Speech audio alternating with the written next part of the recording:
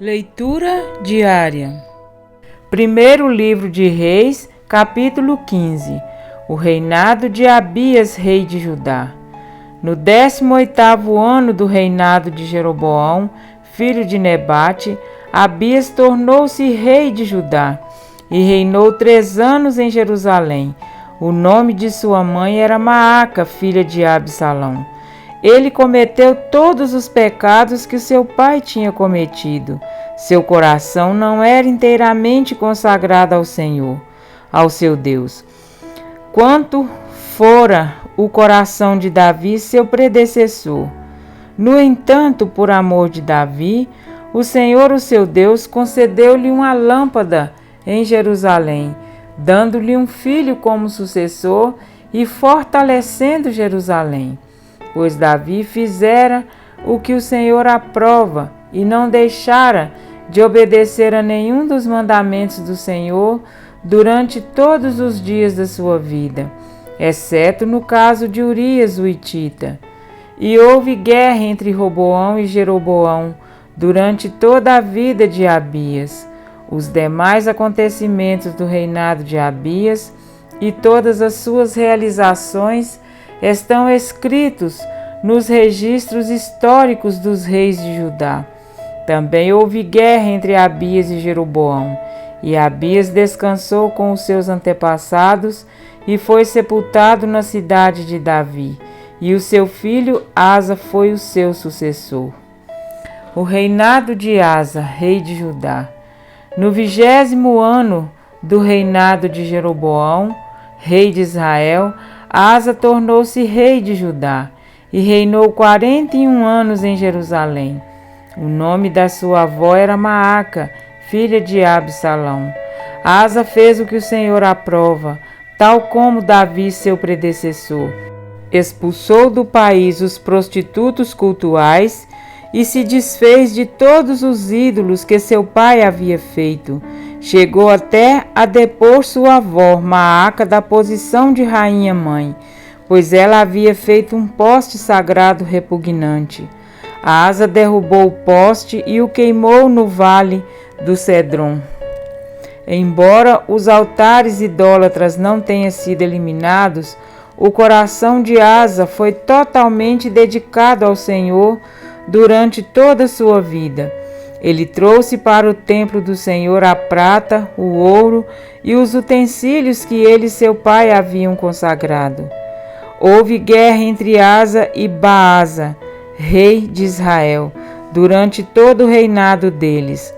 Baasa, rei de Israel, invadiu Judá e fortificou Ramá, para que ninguém pudesse entrar nem sair do território de Asa, rei de Judá. Então, Asa juntou a prata e o ouro que haviam sobrado no tesouro do templo do Senhor e do seu próprio palácio. Confiou tudo isso a alguns dos seus oficiais e os enviou a Ben-Hadad, filho de Tabrion e neto de Ezion, rei da Síria, que governava em Damasco, com uma mensagem que dizia: façamos um tratado, como fizeram meu pai e o teu. Estou te enviando como presente prata e ouro. Agora rompe o tratado que tens com Baasa, rei de Israel, para que ele saia do meu país. Ben-Hadad aceitou a proposta do rei Asa e ordenou aos comandantes das suas forças que atacassem as cidades de Israel. Ele conquistou Ijon, Dan, Abel-Bet, Maaca e todo o Quinerete, além de Neftali. Quando Baasa soube disso, abandonou a construção dos muros de Ramá e foi para Tirza. Então o rei Asa reuniu todos os homens de Judá. Ninguém foi isentado, e eles retiraram de Ramá as pedras e a madeira que Baasa estivera usando. Com esse material, Asa fortificou Geba, em Benjamim, e também Mispá.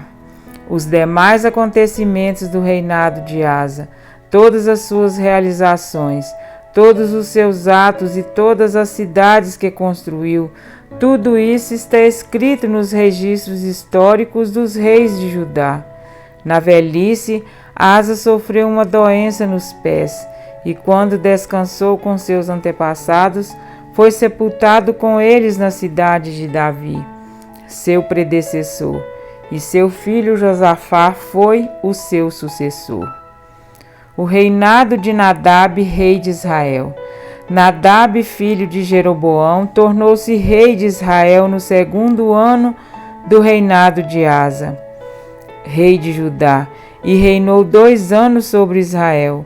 Fez o que o Senhor reprova, andando nos caminhos do seu pai e no pecado que ele tinha levado Israel a cometer.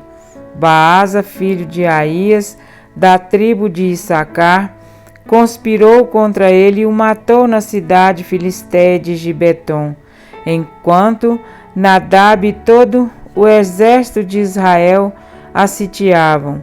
Baasa matou Nadab no 3º ano do reinado de Asa, rei de Judá, e foi o seu sucessor. Assim que começou a reinar, matou toda a família de Jeroboão. Dos pertencentes a Jeroboão não deixou ninguém vivo. Destruiu todos de acordo com a palavra do Senhor anunciada por seu servo silonita, Aías. Isso aconteceu por causa dos pecados que Jeroboão havia cometido e havia feito Israel cometer, e porque ele tinha provocado a ira do Senhor, o Deus de Israel. Os demais acontecimentos do reinado de Nadab e tudo o que fez estão escritos nos registros históricos dos reis de Israel. Houve guerra entre Asa e Baasa, rei de Israel, durante todo o reinado deles. Amém? Para refletir. Dos reis desunidos pela rivalidade, mas unidos pela maldade. Quanto a Jeroboão está escrito: antes fizeste um mal pior do que todos os que foram antes de ti. Quanto a Roboão, a Bíblia diz: fez Judá o que era mal perante o Senhor. Ambos levaram desgraça e idolatria a Israel e a Judá, mas eu gostaria de destacar o papel de 2 mulheres hoje, a mãe do filho de Jeroboão e a mãe de Roboão. A Bíblia não revela o nome da primeira, mas com certeza esta mulher de nome desconhecido nos deixou um exemplo de perseverança em meio à crise. Mesmo que diante da apostasia nacional, ela educou o filho que ela e Jeroboão tiveram no caminho em que devia andar. O papel que ela exerceu na vida de seu filho não foi para prepará-lo para a coroa de Israel, mas para a coroa do céu. Deus tem poder de suscitar da lama diamantes lapidados. Aquele garoto cresceu em meio a um reino corrupto e idólatra. Entretanto, aprendia junto ao seio de uma mãe temente a Deus.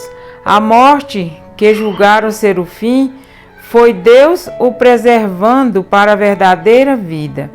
Já no caso de Roboão, a Bíblia faz referência ao nome e origem de sua mãe por 2 vezes.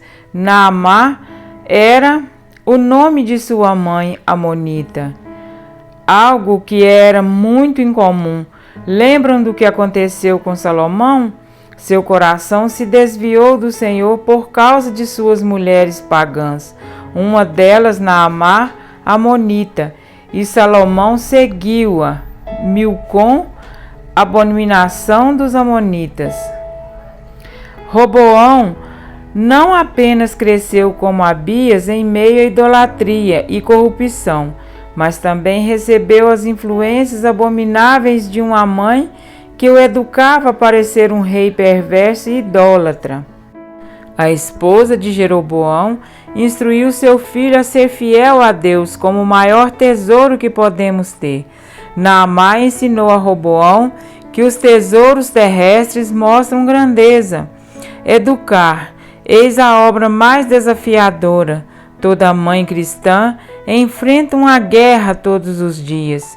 e se não estivermos munidas das armas corretas, corremos o risco de ver nossos filhos perecerem.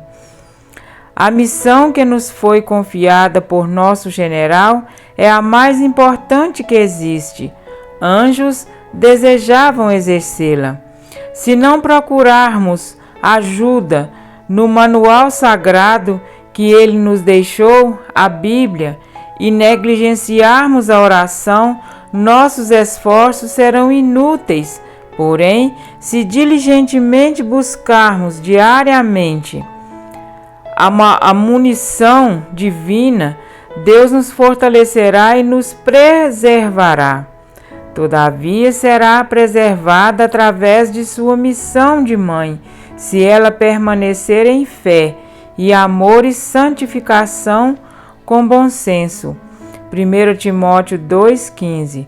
Pode ser uma missão difícil, mas que será vitoriosa se a abraçarmos com fidelidade, confiantes na graça de Cristo, porque estamos cuidando e instruindo não algo nosso, mas a herança do Senhor. Salmo 127:3. Que no glorioso dia de nosso Senhor e Salvador Jesus Cristo, possamos com alegria incontida exclamar: Eis-me aqui e os filhos que o Senhor me deu. Isaías 8:18. Mães, mais do que qualquer outro grupo de pessoa, vigiemos e oremos. Amém?